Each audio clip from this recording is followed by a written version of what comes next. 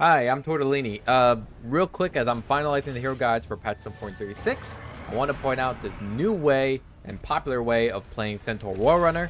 A lot of it looks familiar to you and I, except for one small change: no boots. For a hero that relies on his speed to initiate, it seems strange that the hero opts out of buying boots, but since 7.36, this is actually how the pros are playing now. And it's all thanks to his new Facet horsepower, which reads Centaur gains 40% of his strength as bonus movement speed, but it does not stack with his movement speed bonuses from boots. Max movement speed cap is increased from 550 to 600. The bottom line is that boots on Centaur was more about his early game opportunity with max hoof stomp and double edge than any other period of the game. But what if you could skip boots to get your items earlier and take advantage of Centaur's incredible strength scaling to compensate for that early game movement speed? Would you opt for that instead?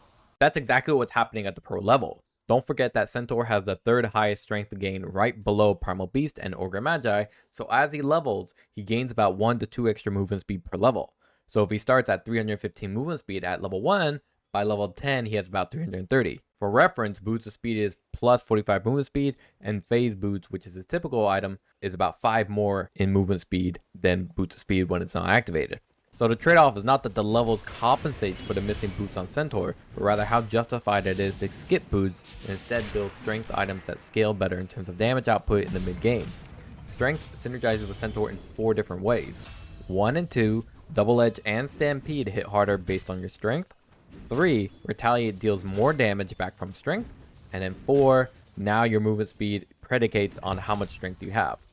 What I'm saying is previously, Centaur was about dominating the laning stage with phase boots and max double edge, but now what we're seeing is people offsetting that early game opportunities for kills to instead have a more solid mid game by skipping your boots and using that gold you would spend on movement speed to instead buy your core items earlier and thus be more impactful in the mid game.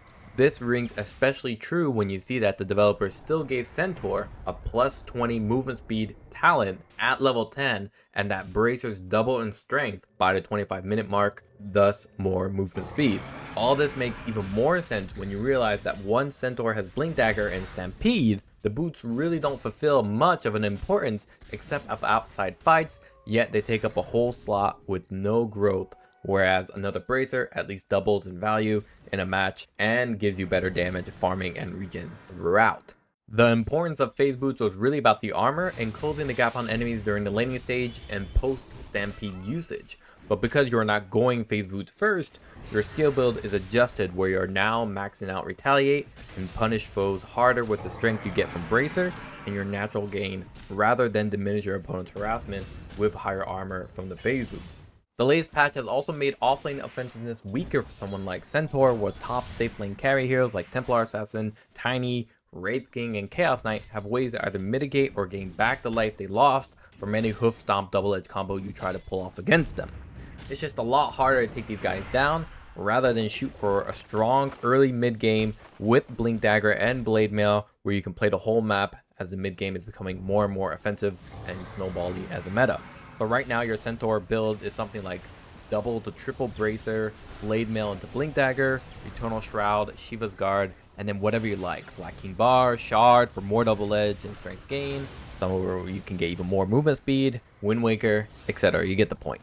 So, simply put, skipping boots of speed and phase boots means that you're being a bit more passive in the early game for a much stronger and earlier mid game timing. More bracers has more value both as the game progresses in terms of your farming, sustaining the lane, last hitting, damage output through your abilities.